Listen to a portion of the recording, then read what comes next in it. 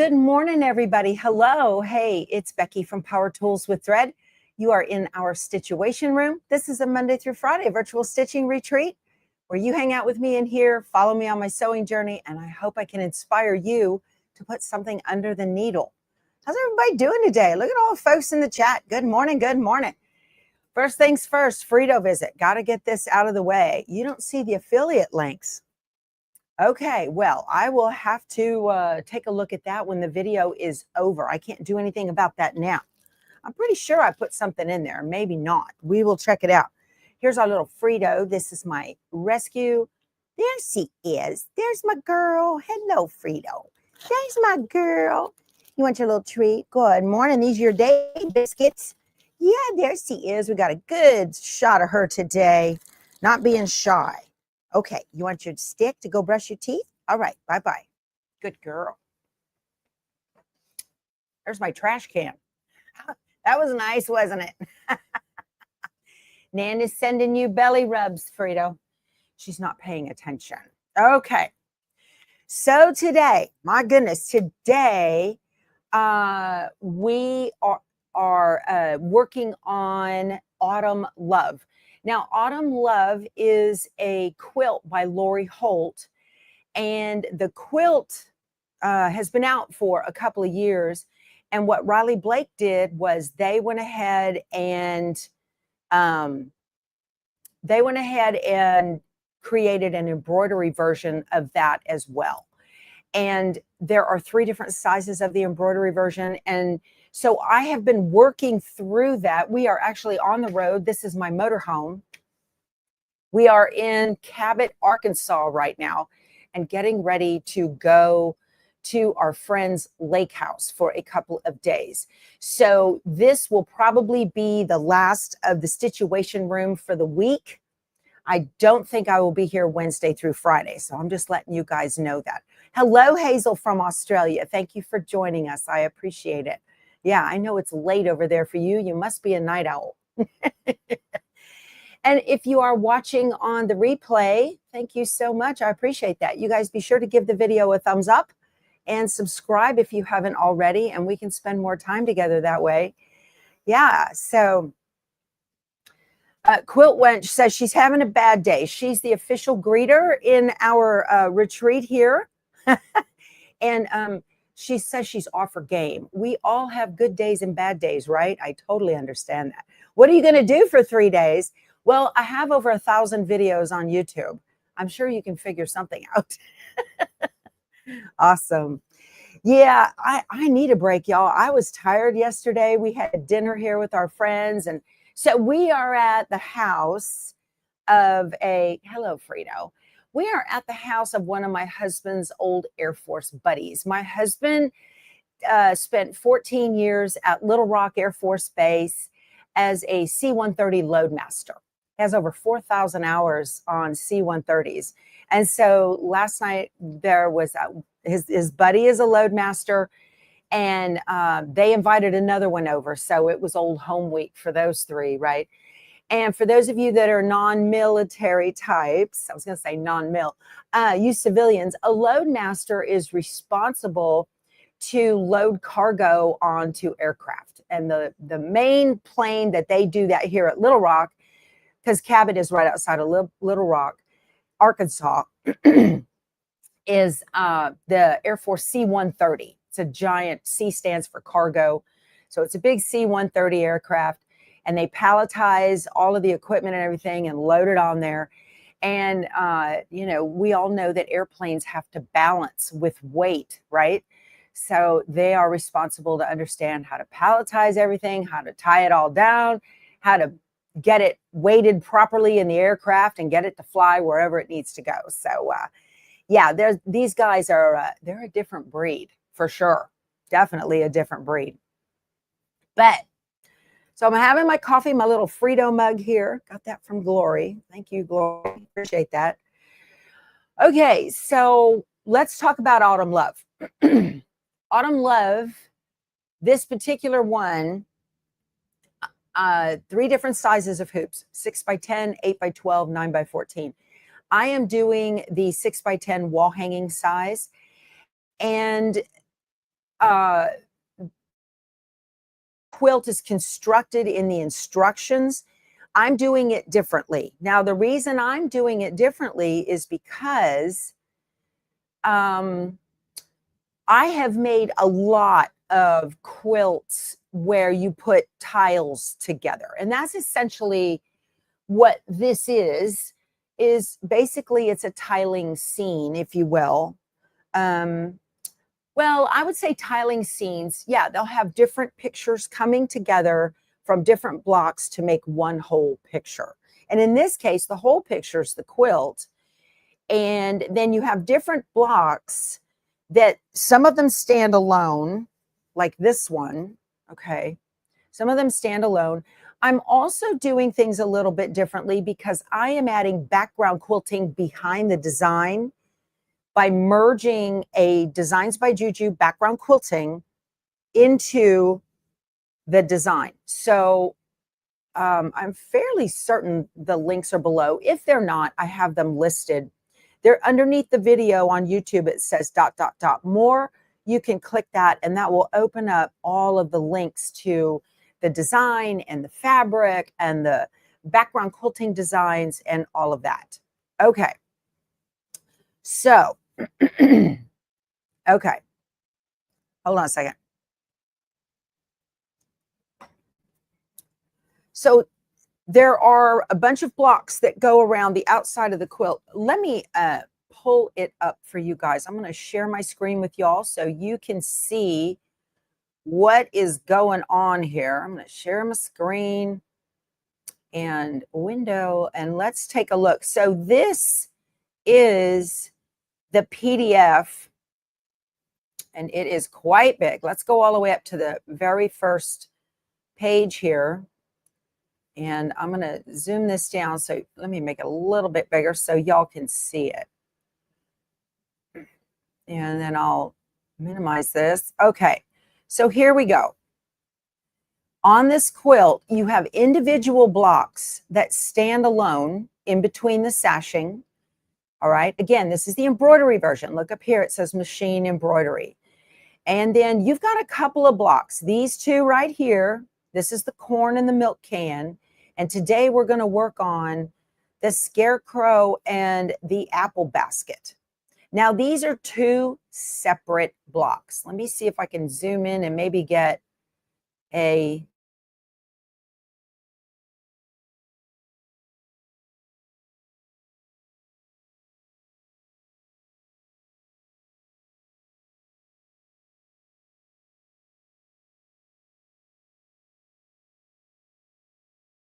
in the house.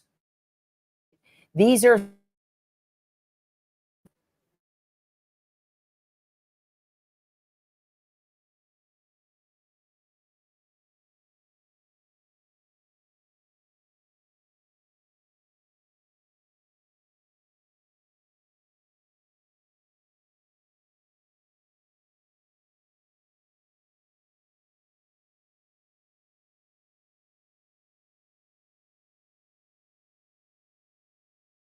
and you can go through and check them out. We've got instructions on how to do it.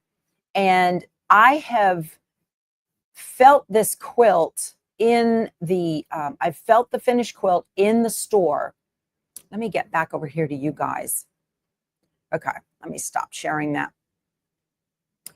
And it really feels quite stiff. They use a tearaway behind the fabric, and I didn't want to do that. So behind my fabric, I have a single layer of no-show mesh. I've had a couple of people write to me and say they're really struggling to do this. Oh, ML Weber, good question. She says, please review how to do this if using the trimmer by George. Thank you. I am going to be using the trimmer by George. I do not have it here with me. I'm not home until mid-August, and then I will trim all my blocks. So I will explain that. That's a great question. Okay.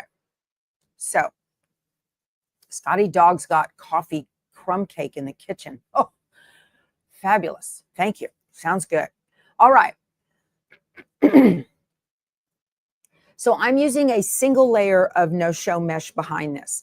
Now, I'm no expert by any means, but because I've been doing machine embroidery for so long, there's a couple of things that I realize as I look at this design. If you've been following me for any amount of time and you've watched me do my snapplique, or where I created, like when I made the chicken salad quilt by Lori Holt, or how to build a scarecrow, where I used her simple shapes, which are those clear plastic templates. Those simple shapes were scanned into the scan and cut, and then I used the snapplique process to create a machine embroidery design out of those. I have a whole video series on snapplique where you can do applique in a snap. Now, those blocks used a blanket stitch to stitch all those down, okay? The blanket stitch is very lightweight. This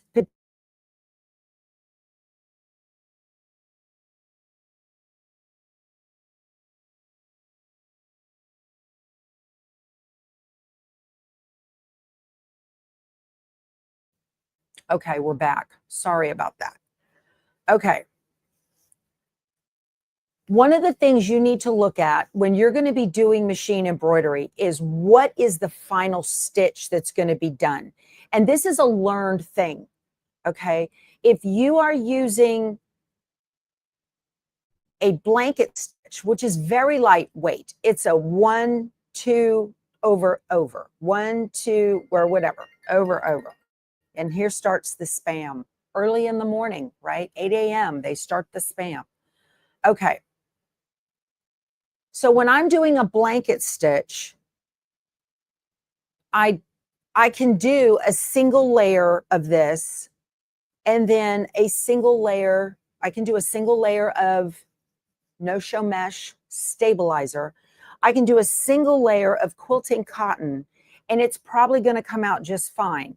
On my applique pieces, they have heat and bond on the back so they don't fray on the edges, and that blanket stitches goes around just fine. This particular design, if you take a look at it, I'm going to get up way close. Look at those decorative stitches around the wheel, around the pumpkin. They're decorative. Heavy satin decorative stitches. Very heavy satin. You can really see the decorative stitches in the flower petals on the cone flower. If you're going to have heavy satin decorative stitches, you need more than a single layer of stabilizer behind your quilting cotton. Quilting cottons are not designed to withstand what's called the pull compensation of that needle going back and forth and back and forth and back and forth. So if you are doing it the way the instructions say, you may want to put some SF 101, Pellon Shape Flex 101 behind your background fabrics. That is a single-sided fusible. Your background fabric is this weave looking stuff. The background fabric is what all of the applique sits on. All right. So this applique is going to have, I pre-cut my applique pieces with my scan and cut.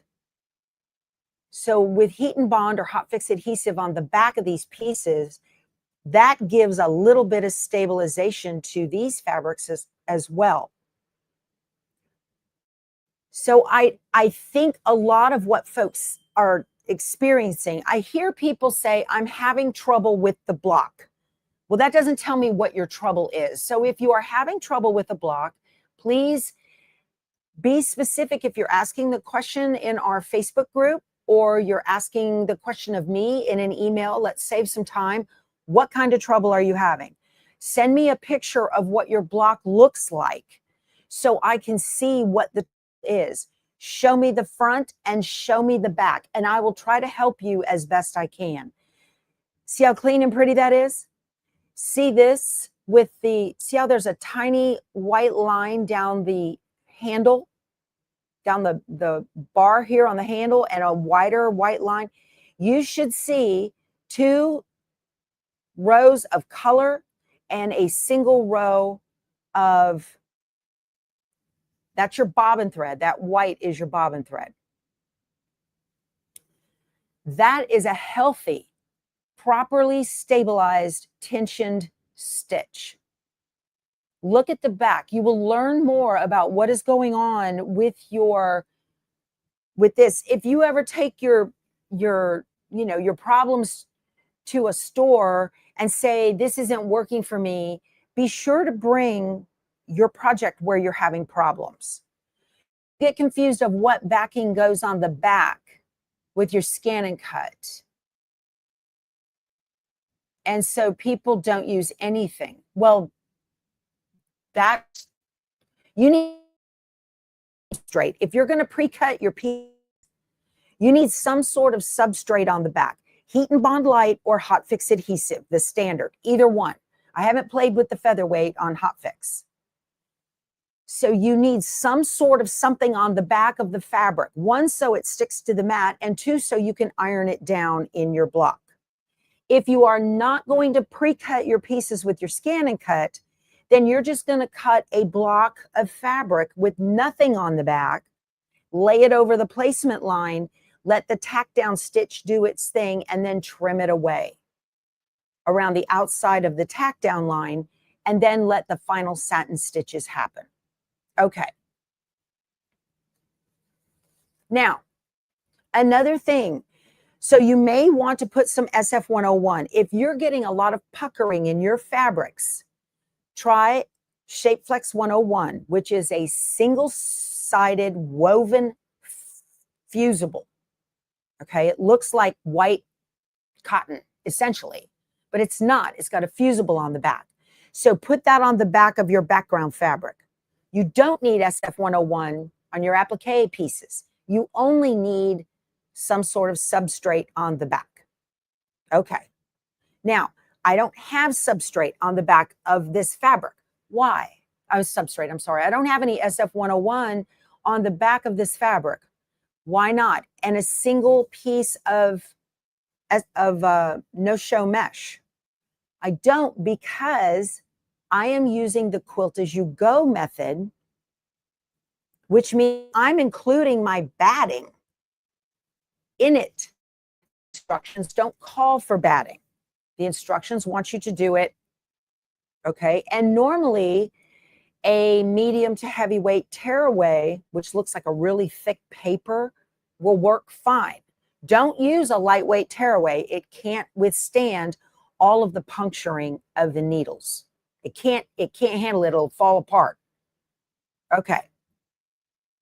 So because I have my batting behind this fabric, I'm not getting any tugging at all in my heavy satin decorative stitching, because the batting, which is, I'm using, this is old. I had it stashed here in the motorhome. I forgot all about it. I think this is an old Warm and Natural, 80/20 Warm and Natural. I believe that's what it is, from the Warm Company. I can feel it. It doesn't feel like the stuff I like to use. That's 100% cotton. You can use Battleizer, Marguerite, absolutely. If you're going to use the quilt as you go method, Battleizer works fine. The intent of this quilt is for you to stitch just the background fabric with the applique, and you need a heavyweight tearaway. I'm not sure about the medium weight. I would use, it says medium. I would, one or the other. Something to withstand that needle going back and forth and pulling. That zigzag is constantly pulling. And all of these decorative stitches are just fancy zigzags. If you're doing a lightweight blanket stitch, there's no pulling going on other than that one little stitch that goes over and does the blanket thing. Storytime Battleizer is a product that is proprietary to Hoop Sisters, and it is a batting and a stabilizer all in one. You don't have to buy stabilizer if you use Battleizer. Okay, thank you, Maureen. So the directions call for heavyweight. The reason it calls for heavyweight is so that your fabric can withstand the pull compensation of these really tight decorative background, the decorative stitches. Now, my batting I'm putting in it, because I'm doing the quilt as you go method, is fulfill that same function. The batting helps to withstand the tug. That's why I don't have any puckering at all. I don't have any puckering at all. All right. So I've talked about, one, I'm doing it differently than they say. And the reason for that is because I've seen the quilt done in a quilt shop, and it was very thick. It felt like you could knock on it and you could hear thunk, thunk, thunk. It felt like a flak fest. And that's not what I was after. So because I've done this a while, I said, you know what? I think I'm going to use the quilt as you go method. And another reason I wanted to do quilt as you go is because I'm including Designs by Jujune background quilting behind my applique. So the background quilting behind the applique is also providing a stabilizer for that background fabric to hold it flat. If it's stitched in a crosshatch, it's not going to pull in with the heavy decorative stitching. I hope that makes sense. Did I wash my batting and fabric before sewing? No, Bonnie, I did not. Okay. I didn't wash anything because mine's going to be a wall hanging. If you're going to do the larger quilts that are like lap or larger, I would recommend, I don't know. I don't know. I kind of stuck to the wall hanging on this. I'd have to think about that for a minute. So if you've got SF 101 behind your background fabric, if I was not doing quilt as you go, I would put SF 101 on the back of this, and I would try to get away with either 2 layers of no-show mesh, or perhaps a heavier medium weight tearaway. You've got to get some kind of something stable behind your background fabric so that it doesn't pucker and cause you all kinds of problems. Now, let's talk about needles. Again, this is just experience, my experience. If you're going to be doing not only heavy satin stitches, okay, like in the handle, see the red handle? I've got heavy satin stitches, but also I've got heavy satin stitches. So there's satin stitches in the stump. The stitches in the stump, let me show you if I can see it here. That's hard to see. Let me see if I can find one. The stitches in the stump, the stitches at the bottom of the pumpkin wedges. Those are all multi-layers of heavy stitching. So if you're doing multi-layers of heavy stitching, use a machine needle that can withstand that kind of decoration, that kind of stitch. So I switched to a 90-14 needle to stitch this. The instructions tell you a 75-11. I did that and I broke a needle, so I immediately switched to a 90-14. I just skipped over the 80-12. I don't even want to fiddle with it. So a 90-14 needle is going to give you the strength in the, how strong that needle is, because you'll hear it going, it'll go, you know, and then when it hits, and that's the sound it makes, and then when it hits another pre-existing form, you already stitched that, it's going to go dunk, dunk, dunk, dunk, dunk. You need the strength of a 90-14 to get over that. Maureen says the 90-14 is working for her. Maureen, I want to see pictures of the back of your blocks that you're having trouble with. Okay, I was going to email this morning, and I don't have the time for that. She's struggling, and I get it. Email me pictures. I want to, because you said you're having trouble. I don't know what that trouble is. I've got to see what the trouble is so I can help you. Because if you take it into a dealer, especially, A dealer is going to tell you, you need a new machine. You may or may not. I stitched one of these on my PE 770. No, I didn't. No, I didn't. I stitched it on my 6x10 here, the NQ 3700D. But my PE 770 could handle it if I had shrunk it down. But you've got to use the right stabilizer behind your background fabric. It helps if you're going to pre-cut your pieces to put that substrate on, because that gives that applique something to hold on to. And also it's going to give you, if you're doing quilt as you go, this block finishes at 5x5. So I did a 5x5 square around here. The directions tell you to do a basting stitch around. And the point of the basting stitch is to hold this fabric taut. I'm pulling on each side to hold the fabric taut so that as these heavy stitches happen, you don't get the tugging. There's a lot of different things that you can do to just test and go through and check it out. And thread matters as well, Vicki. You're absolutely right. Thunk, thunk, thunk. Yeah, thunk, thunk, thunk versus thunk, thunk, thunk. Totally different. Two different thunks. You're right. I know. I have had conversations with Riley Blake about this design. They went ahead and gave us, I mentioned doing a pre-recorded video for Autumn Love. Am I still doing that? I already did one. It was in the middle of a situation room. Yeah, I already did that. So I'm using 40 weight thread on this, and I'm using a 70 weight bobbin thread. Pre-wound bobbins from Dime.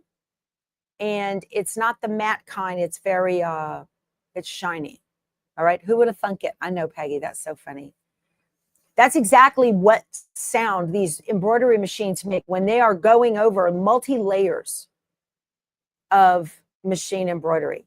So if you're having trouble with getting puckering, you're not happy with it or whatever, first of all, stop using your pretty fabric and go into your scrap basket. Take some time and learn, because there's a lot of blocks in this. And if you figure that out ahead of time, what's going to work best for you, then you'll probably be more successful. My school of thought, whenever I do something like this, is more of a go big or go home kind of business, where they say 7511 and I see multi-layers of heavy, dense satin stitching. I'm going to go bigger. 7511 needle, I don't think so. I tried it. It broke. You know, it depends on the needle you're using. I'm using organ needles because I'm stitching on a Brother machine, and that machine was timed with organ needles at the factory. So I am also using a bobbin case that's the purple dot. Brother and Baby Lock machines put a purple dot. You get two bobbin cases. You get a green dot or one without a dot, and you get a purple dot. The purple dot is just preset for thinner thread. So that is for machine embroidery bobbin thread is what that is. Okay. Any good, Elaine, for your Baby Lock embroidery machine, this is Bro thread. I get it off of Amazon. It's inexpensive and it's fabulous. Okay. I'm not, you know, if I was working at a Brother dealership teaching a class, I can't tell you that. But in my motorhome, I can tell you I buy Bro thread. And if you go to amazon.com/shop/power tools with thread, that's my Amazon store. And I have listed in there, and I have purchased this for years and years and years. It's wonderful. Okay. And use the needles that are recommended for your machine. And if your machine doesn't tell you what needles to use in your user manual, look in your little accessory case that came with your machine. And in every single Brother machine you buy, there is a little package of organ needles in your accessory case. Same goes for Baby Lock. They are timed at the factory with those needles. And that matters. I don't know why. I'm not a needle expert. But so, okay, let's talk about something else. This is just me thinking out loud. I don't know this for a fact. A lot of people want to know, why did they recommend a 10-inch square for this 5x5 block of why is there a 10-inch square of background quilting? I suspect that when whoever it was that digitized this, so Riley Blake has a new digitizing team now. I've spoken with them, all new people, and I have high hopes. We're going to start Prim later on in the year when that comes out. And I think it's November, December, we're going to start Prim. Okay. And totally different team. And she has stitched, the digitizer has stitched Designs by Juju and Anita Good Design and OESD. She's done those things before. So she knows what we expect as embroiderers. I'm not entirely sure whoever digitized this particular one, how many of those have they done? I'm not knocking the company at all. Okay. So where was I going with this thought? Oh, why did we need a 10 by 10 square? Perhaps because if you buy a Juju tiling scene, you get instructions to tell you if you're doing the 6 by 10, cut your fabric to this size. If you're doing the 8 by 12, cut your fabric to this size. And if you're doing the 9 by 14, cut your fabric to this size, right?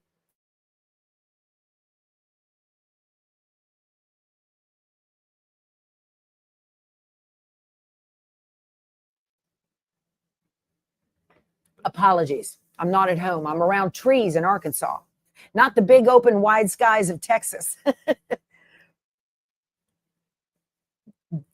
And for instance, cut this and this and this instead of little bitty squares to just cut this, or maybe one smaller square to just cut this and another square to just cut this.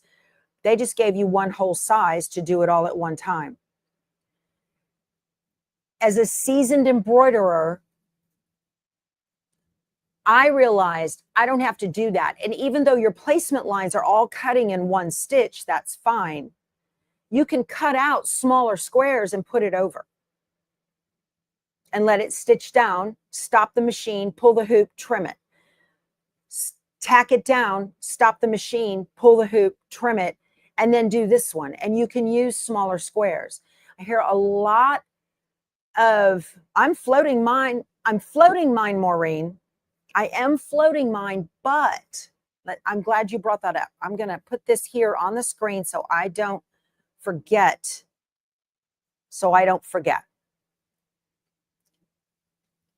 So just because I'm a seasoned embroiderer, I know how to manipulate my embroidery machine to stop it.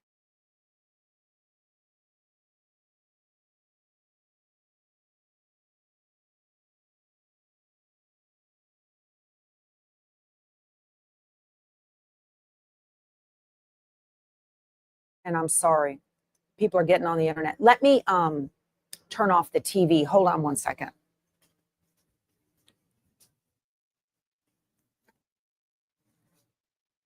Okay. Hopefully that solves some problems. It was just muted and I took the TV, I turned it off so I'm not streaming on the same. I've got Starlink out here. So I'm floating this, but I am floating this because I've got batting behind it. And when I stitch down that first 5x5 line, good Lord, y'all. Leave me alone. I'm busy. I'm working with my friends. When I'm stitching, I'm not talking to y'all. I'm talking to my phone. When I'm stitching this, what that has done is it has created, whether it's the basting line or my final 5x5 block. Now, I am not stitching the basting line because I am going to use the trimmer by George. So my first line that went down is the same size as my final line. I am manipulating the final stitches, I'm manipulating that in my software. I'm using Embrilliance Essentials, which is all you need to manipulate and change these designs. So I'm doing that. You don't understand what floating is. So Karen, that's a great question. Let me get off this. So floating When you hoop a piece of stabilizer and you put it between the two layers of the hoop, okay? When you float, so the first stitch on the machine is a placement line. It goes and gives me a box. And then I take my fabric and my batting and put it on top of that. And then I stitch down another, or I just do my background quilting. Okay, that's kind of what I've been doing. When you float, you are not putting your fabric in between the hoops, the two hoop pieces. It's just sitting on top. Some people pin that top fabric to the stabilizer. That is floating. Okay. All right. Digitizers always have to write instructions for people who are not experienced. That's right. So I'm teaching the real deal, not what a digitizer does. That's right. That's right, Patty. You're absolutely right. And I've been showing you guys as I go through each book how I'm doing it. And I'm having 100% success with this. Oh, let me talk about something else with the needles real quick. I don't recommend a sharp needle. I recommend a standard needle. Ballpoint is going to give you more thunky thunk, okay? But a standard embroidery needle, if you're using a sharp needle, you can, again, because of the heavy stitching, and I got to show you guys, I've got a boo-boo here. Where's it at? I'm going to hold it up real close. This happened, and I'm not going to fix it. Can you see the fuzzies right here on the inside of my wheel? See that? That was trimmed too close. I did it with the Scanicud. It was trimmed too small. Or maybe I didn't iron it right. I put a little dab of glue on that. So your sharp needle can go between those thread fibers and shred them. Be careful of that. Now, this passes the galloping horse rule, which means if you gallop by it on a horse, you'll never see it. So I'm not going to change that because of this one little thing. Meh, that doesn't bother me. You have to decide if you're very, very particular. What I would do, if this really bothered me when it happened, what I would do, I would back my machine up to the tack down line. I would put a square of this white gray fabric. I would tack it down again, and then I would run the final stitch again, right on top. But it didn't matter to me, so I left it.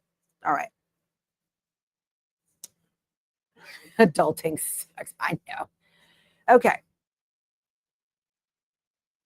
So because I'm doing a quilt as you go, I'm using batting. That is providing enough stabilization for the pull compensation, as well as the fact that I'm doing with the quilt as you go, I am doing the background stitching, the background quilting before I do any of the applique or the final stitches. So I am having 100% success for this. If you are having trouble and you want to ask questions in our Facebook group, please consider the fact that while the Facebook group is a private group, it is open to the public. And there are a lot of vendors that lurk in there. And so I'm just going to say right now that we have rule number 4 in our Facebook group is if you can't say something nice, don't say anything at all. Okay. So we don't bash members and we don't bash vendors. And I'm just going to put that out there. I said it in the Facebook group. I made a note of it, and I'm just going to repeat it right here for those of you that didn't see it. But many people, and there are hundreds and hundreds of people that are doing this along with me, are not having any trouble at all. And then a lot of people are having trouble with it. And they get on the Facebook group and they complain about every little thing, including the vendor. Well, if some people are doing success, of course, I'm doing mine differently, but some people are successful with it, doing it the way they're doing it.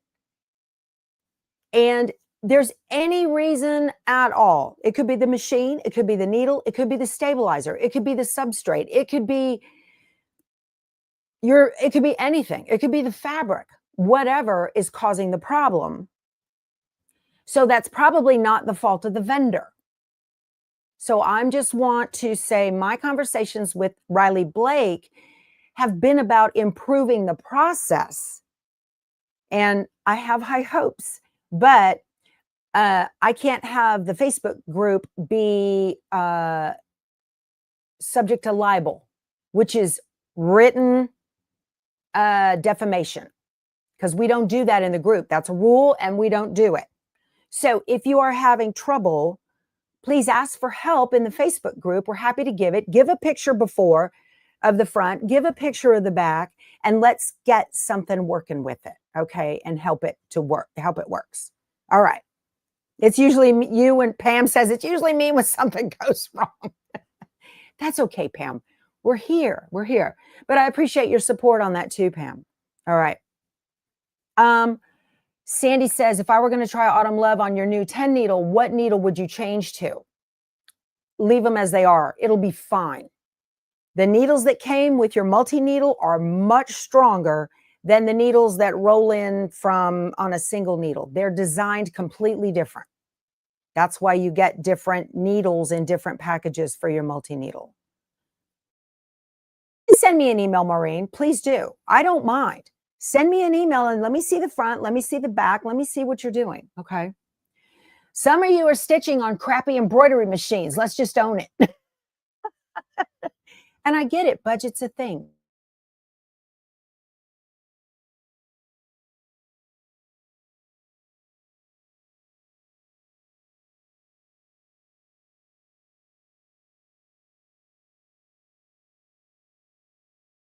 Show things, talk about things that apply to everybody, because every machine is different. Stabilizers are different. I'm just trying to help you guys out. Okay. Yeah. So Star says she's using her 10 needle, have no problem at all. Yeah. 10 needles are this close to industrial machines. They stitch completely differently than a single needle flatbed machine. Okay. So we're going to combine the blocks. I'm going to show you how I'm going to do this in Embrilliance. We're going to combine that Scarecrow block and the apple basket block. It's very simple to do. And I'm also going to show you, thank you, Newligan. She says the majority of us are having success. Good. I'm glad to hear that. I don't want to do a stitch along with you guys that's frustrating.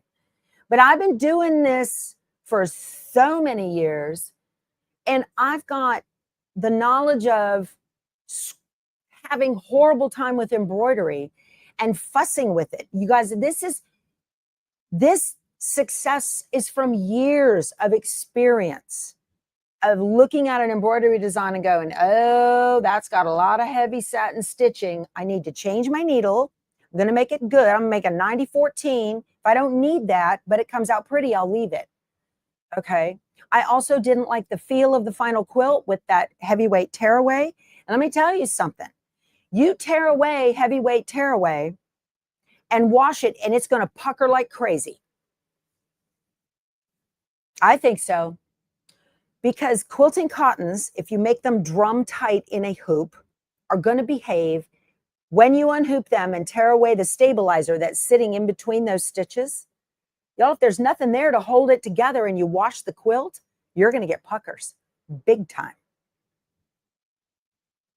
So I'm using something that's going to stay in the quilt. And since it's going to stay in the quilt, I used a no-show mesh. It's just kind of a process of understanding how things are going to behave when the stitching's done as well. Okay. And Pam says, you never hear from people that are doing good. That's true. A lot of people.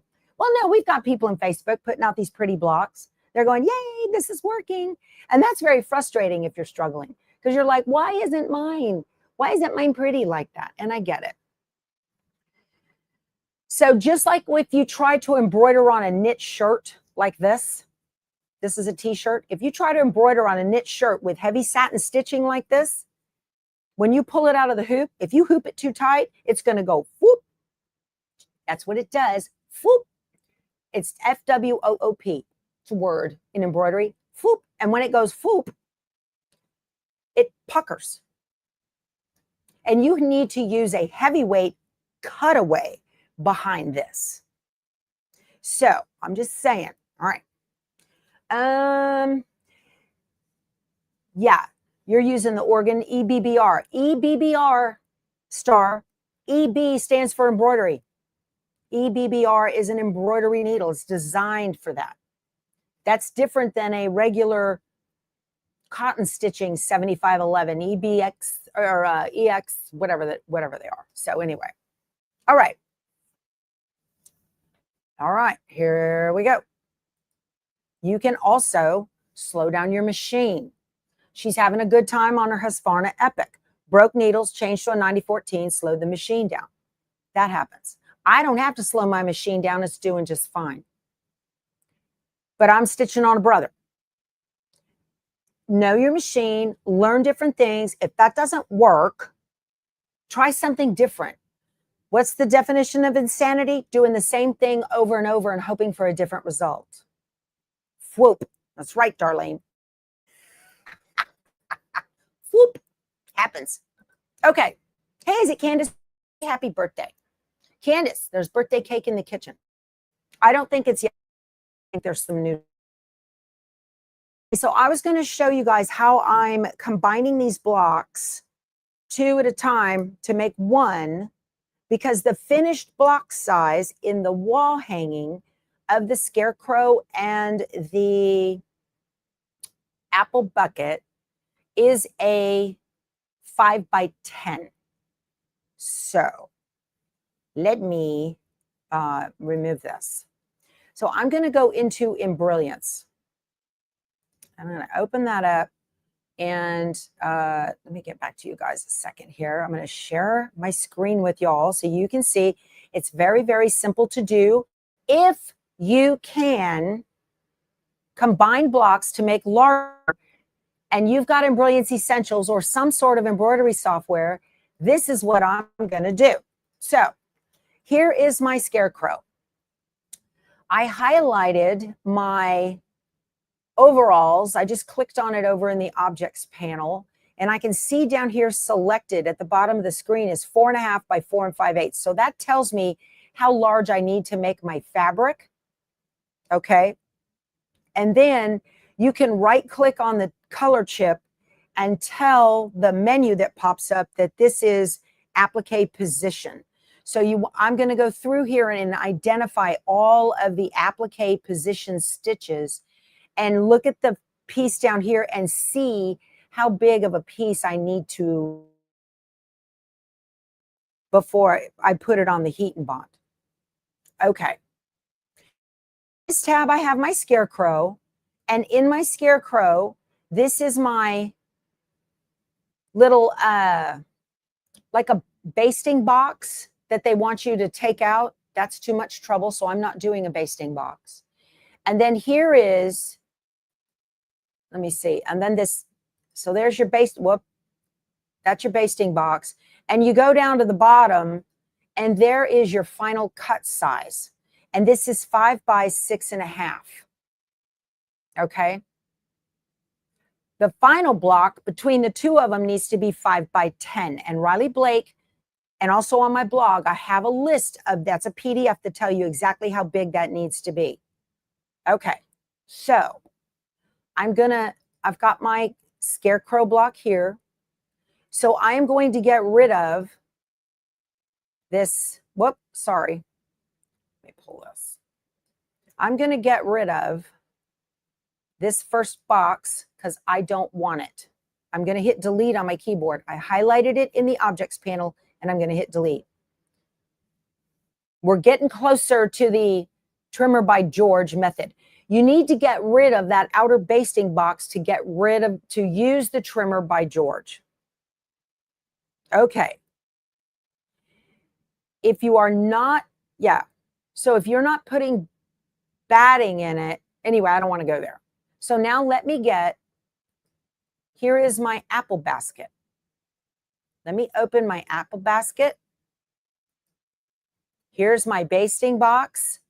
I'm going to get rid of this.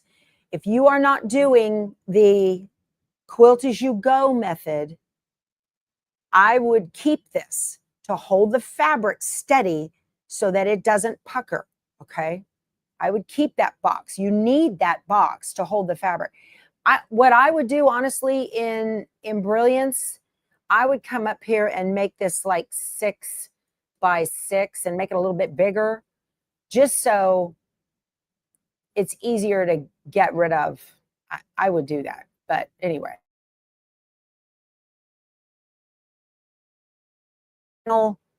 Piece right here, okay? So now I'm going to highlight the whole thing, and I'm going to come up to the copy in the menu. I've selected the whole thing, not just a couple pieces of it. And I'm not, you can go right click copy, but you guys can't see that on my streaming software. Doesn't let you see that. I hope I don't have a black spinny box. I cannot see you guys. So I'm clicking copy. Now I'm going to go back over here. Let me double check and see what you guys can see. Yeah, we're good. Okay. All right. So where am I? Oh, I'm going into Brilliance. My bad. I got lost. So now I'm back over here in my Scarecrow, and I'm going to paste it. I'm going to click on the paste icon. All right. This has placed itself directly on top of, you can see that the outer line for the Scarecrow and the outer line for this apple basket, they're exactly in the same place, one on top of the other. So I'm not going to use my mouse. I'm going to use the arrow keys on my keyboard, and I'm going to use it and drag it down. Just that way it doesn't go side to side. So you can see here in the objects panel, object number 1 is my Scarecrow. Object number 2 is my apple basket. Okay, just close that up. And I'm going to bring it down with my arrow keys. And I'm going to, so there's the gap between the apple basket stick with that for the Scarecrow and this one. Y'all use the same thread color for this. Use the same thread color, okay? I'm going to bring this up, and I'm going to make it a lot bigger because I want to see and get those to match, but not too much. So I'm going to raise this back up until they just cover, maybe one more stitch, okay? Now, look at that. That looks fabulous. Okay, let me zoom out a little bit here. Now, this line right here needs to be 5 by 10. So I'm going to click it, and it's the last one. It's the last stitch in section 1, my Scarecrow. I'm going to highlight just that stitch. And now I'm going to use the middle handle on the Scarecrow, and I'm going to drag it down until it sits exactly, and it's at 10. So look here. I've got 5 by 10 and 1/16. I'm going to drag that up until it's at 10, right there. Now I'm cutting off some apple, so I'm going to take my arrow key. Let me see if I've got room. If you hold the space bar, you get a hand. I've got a little tiny bit of room up here above his hat. So I'm going to take my arrow key, and I'm just going to grab that. I'm going to, okay, it's at 10. I need to highlight that again. This one. Hold on. This one. Whoop, let me click it. That one. And I'm going to nudge it down just a tiny bit. Right below, maybe the bottom edge of this apple right here. Let me see how much room I've got above his hat. Tiny bit more. One more bounce with the arrow key right there. How's that? It's 5 by 10. The finished size of the block is 5 by 10. I've got a little bit up here, and I've got a little bit down here, and this is supposed to be caught in the seam allowance. Okay? That's supposed to be the seam allowance. But you can see up here, my finished block is 5 by 10. And according to the layout diagram, This is the finished size. So it's done. Now I'm going to close. Let me go all the way to the bottom. That final block around the apple basket, I'm just going to hit delete on the keyboard. All right. We're almost done. I'm going to go one more. I'm going to do one more thing. All right. So there we go. That looks good. Looking good. 5 by 10. That's what we're after. I want the background quilting in here. So I'm going to come all the way up to the top. Let me see what happens. Let me close this up. Close this up. Okay. I am going to get, this is Designs by Juju hoop filler, and I'm going to use the chicken wire. Okay. If you look at the top, this is the 6 by 10 chicken wire. 6 by 10 fills a 6 by 10 hoop. Okay. Because it's called a hoop filler for a reason. So it'll be too big for trimming with the trimmer by George. That's okay. I'm going to copy. I'm going to select it. I'm going to copy it. And I'm going to come back over here to my Scarecrow, and I'm going to paste it. Now it pasted directly on top of the whole design. So I'm going to, let's see. If you right click over here in the objects panel, you guys can't see this. I'm going to right click and move first. So this is going to stitch first. Okay. I'm going to move it down. Oh, I tell you what I'm going to do. So this centered in the hoop. Let me select Control A to select all. I want to center the entire thing in the hoop. So I'm going to click the center in the hoop button. Okay. Well, hold on a second. That didn't work. Just a minute. Okay. I'm going to select my chicken wire, and I'm going to move it down to the bottom of the design. Okay. There we go. It's too big here on the sides. So with just the chicken wire selected, I'm going to change this up here in the measurements to, I'm going to uncheck my padlock here. I'm going to change it to 5 by 10. Enter.